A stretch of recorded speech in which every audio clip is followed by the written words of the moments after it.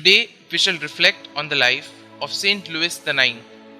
Born on the 25th of April 1214, Saint Louis was the son of King Louis VIII and Blanche of Castile, and was only 11 when he became king on his father's death in 1226.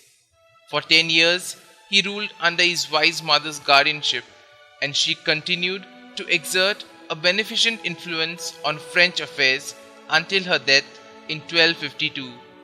At the age of 19, he married Margaret of Provence, who bore him 10 children. He proved himself a devoted husband and father. By nature and upbringing deeply religious, Louis never forgot his mother's assertion, "I would rather see you dead at my feet than guilty of one mortal sin." Each day he took time to attend 2 masses, to recite the divine office, and unknown to his subjects, spent long hours in prayer and acts of penance. The custom of genuflecting during the creed at the Homo Factus Est and at the passages in the Gospels pertaining to the Lord's death on the cross owes its origin to him. Indifferent to personal comfort, his tender sympathies went out to the poor and the unfortunate. Besides several hospitals, he also founded a home for 300 blind men and a shelter for reformed prostitutes.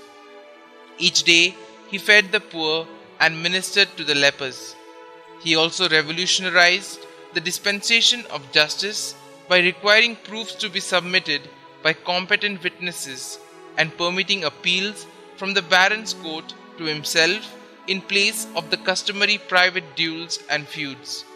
Strongly willed, yet holy, he was a friend of the clergy and particularly of the young Franciscan and Dominican orders, himself becoming a Franciscan tertiary before embarking on the 7th Crusade.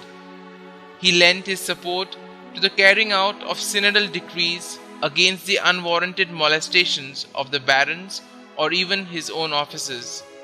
As a true knight with a high sense of Christian morals, he would not permit any obscenity or scandalous language at his court.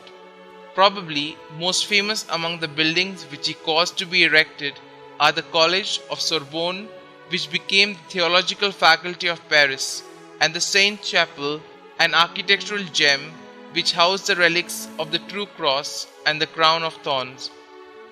In the political field, Saint Louis was able to terminate the Albigensian War in the south, put down the rebellion of the Count de la Marche, and concluded the treaty between Paris and England in 1259.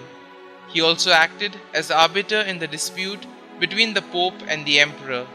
But upmost in his mind was the hope of recapturing the holy places in Palestine from the Turks.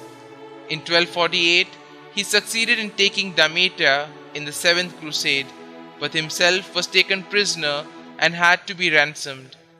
22 years later, when he was on another campaign, he succumbed to a malignant fever brought on by the plagues at Tunis. He was canonized in the year 1297 by Pope Boniface VIII, and Saint Louis is revered as the patron of stonemasons, printers and barbers.